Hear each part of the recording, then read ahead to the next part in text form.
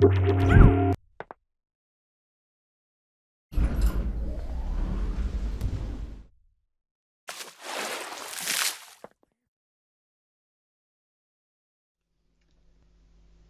having seen bones and how they all work in layout, it's time to swing back to the subject of their influence and introduce weight maps. Weight maps have a great variety of uses in Lightwave. They can be used on modelling operations in Modeler. They can also be used in surfacing and nodal. They crop up in dynamics and all sorts, of course. With rigging, they can have a few functions. In terms of displacement, they can act as masks, so you can mask off areas in nodal or textual displacement. This is very similar to their use as textures, and in fact you can rig textures to a certain extent with them, using them again as masks to drive certain effects that have their object channels linked to the object channels of texture attributes. And of course their most well-known association with bones to define areas of influence. This of course being the process of skinning or binding your mesh to your control rig, your hierarchy, your bones somehow. We've already seen how when you have no weight map in a model and no weight association on any bones, they effectively work on the whole mesh. It's as if there were one master weight map that they all have assigned, which is called none. To this end, Lightwave is reputed to function with what's commonly referred to with weight-free skinning.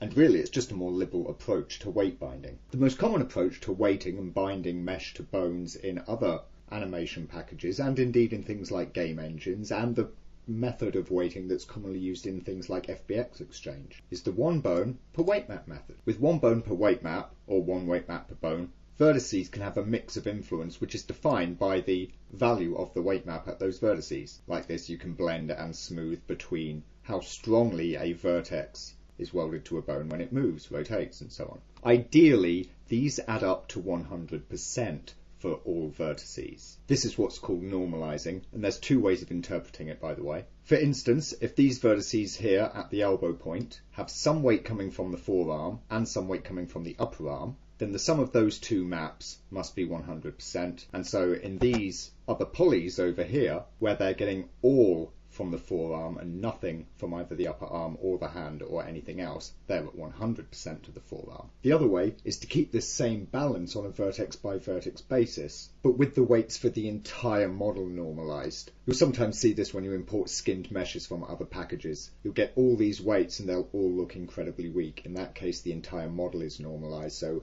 every influence on every vertex all adds up to 100%. If, however, you see in your bone properties here, you have these options, which we see here checked, use weight map only and weight normalization. These sort of work around the issue, and the easiest way to do it is just to have, 100% weights per bone in Lightwave blended off. It's the most intuitive way to work with Lightwave's mapping. And if you keep these two on, it'll behave exactly as it would, however some other app or engine takes it. And if you export out using that with this on in Lightwave, then you'll get correct results out in the other app in terms of your skin binding. And that simple blur between areas is pretty much how you get your blending, your sharing of the influence between bones. Things like the distance here no longer make a difference because you're not using Lightwave's fall off. The fall off is controlled explicitly by the weight map. As such, this is often referred to as explicit weights. What you can still use in Lightwave using this method are the joint compensation options, but those will not export if you are doing any kind of exchange. And that's really all there is to it. Other than, of course, setting the appropriate weight map in the drop down there, there's really very little else to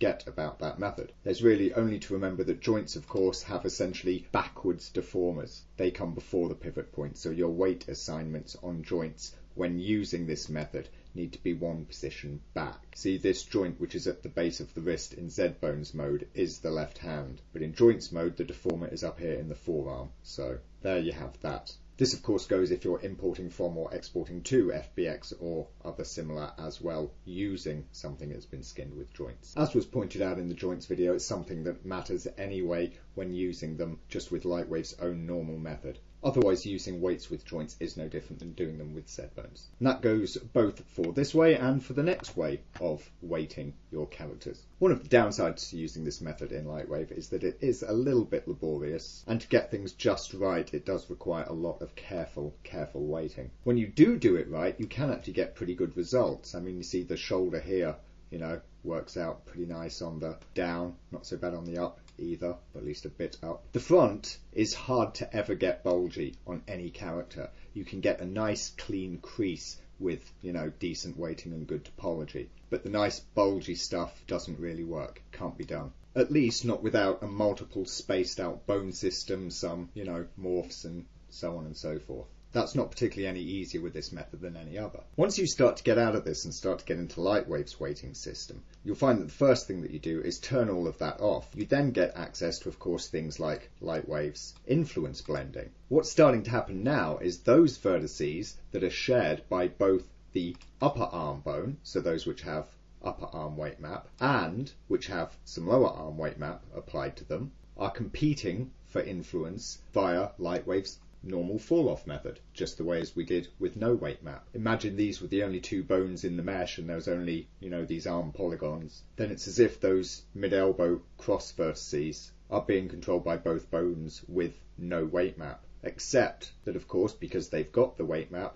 they're getting some influence blend from how strong those weights are. However, it's not explicit. It depends on the distance to the bone. It's more of a guideline. This then brings us on to the fact that Lightwave can mix up bones like this across much greater areas. This lets us start using separation weights in Lightwave, where what we have are entire areas belonging to a given weighted area. What we're simply trying to prevent is the thing that you see commonly when not using weight maps, is that when the arm moves, the chest bends and the head goes, the legs affect one another, and so on. In other packages where you just have this weight per bone method, these explicit weights, it's kind of like the weights add influence. In Lightwave, it helps to think of it as subtractive. You're sectioning off areas to say, you lot of bones only function within this body part. You can then use Lightwave's internal blended distance fall-off skinning method and the different compensation tools available to you there, as well as features of bones for producing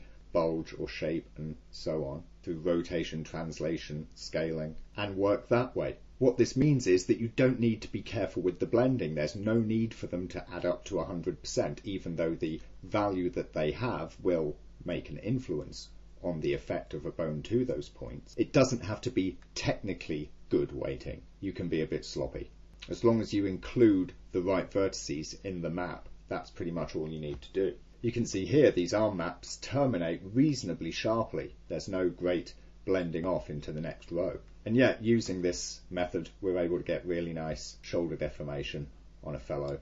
And we also get lovely twist out of him as well. You can get good shaping into the arm very quickly and easily. Distributed twist rotation via joints in the forearm. Just off of Lightwave's own internal, quick, simple deforming tools. You can get lovely results on your meshes. So just to do a bit of a comparison with, earlier things that we've seen, here's a good old plane with a weight 1 and a weight 2 there. And here's some bones to which we'll give a weight 2 and a weight 1. So in this case, what we've done is section off any vertices that weren't contained in one of those two maps from being influenced by any of the bones in this object. And we can see how they pretty much compete for influence there. With use weight map only mode on, you can see that because each of these middle vertices here have 100% to each bone, they get exactly 50% of the motion. If we turn off normalization, we get a slightly different effect based on Lightwave's method. But of course, the real clear difference between how they skin is when the two are off. Let's take some weights around the mid there, which is of course part of the weight 2, and give them 50%. With the normalization on and weight map only, you get this effect starting to happen, of course. You're getting the half and half blending where they're both 100 and this weighted towards the big bone here when they're at 50. Normalization off, you get this effect, and of course weight map only off, you get this effect. You can see just the tiniest amount of influence going on to these vertices here from this bone. You get different effects at this point, of course, using the inverse distance tools. But what's really having an effect is basically the proximity of these vertices. Don't think of the bones, by the way, as their icon sizes. Think of them as just, infinitely thin lines. This vertex over here, which is at 50%, draw back to the line, it's still closer to this bone than it is to that one. That's why it's getting such a disproportionate amount of influence over it. We're blending based on the fall off, and it does give you very different effects. The other thing to be aware of if you're unfamiliar with weights is a little technical consideration that has an impact upon how they work specifically with rotation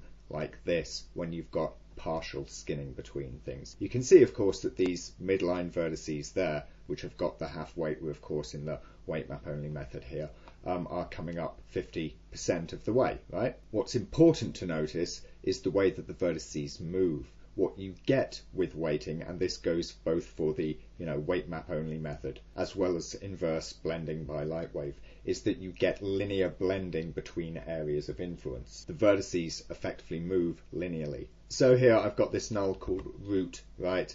And under it there is a child object called 1. So when root rotates, that goes up, and the green box here is following 1 via position item, but it's only doing it at 50%. So if you come up to 45 degrees and you basically put your finger on the screen where the red ball is, when you come up to 90 degrees, what you don't get is the green box where the red ball was. In terms of angular movement, the box has moved exactly 50%, but in terms of absolute position, it has not. It has been linearly blended from its base position to its partial constraint position, and that is exactly how weight maps work. This is important in cases such as this, not Pac-Man, but a big, round, spherical cartoon eyeball. The hope and idea, of course, is that you have this blended weight off going back across the lid. Then in layout, have a bone skin to it, and so when this rotates, you get a nice, circular rotation over the eyeball. Of course, in Lightwave system, you don't. It doesn't care that these have a blended weight. All it cares is the fact that there's only this one bone,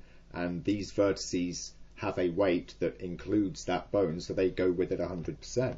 In weight map only, with normalization off, you get this collapse. It flattens as you go round. And this is exactly what you would get in Lightwave system if, say, you had a second bone, also skin to lid, both with weight map only off, sharing it, and you still get some kind of collapse or linear blend where the influence between different vertices starts to move them. The only way to really solve this in either app is just to do a whole fan of bones, one for each line of vertices, explicitly weighted. You don't need to use weight map only in that case. You can still use Lightwave system off. It will behave exactly the same because there is no blending at all. Use something like same as item to get them to follow one another so as they constrain. You can operate them off a single controller, and that is the cartoon round eyeball lid. Beyond that, you can do additional deformations with morphs and so on top, but that's of course something else to deal with. So there we go. Those are weight maps, how they will function, the different options and settings for them in Lightwave.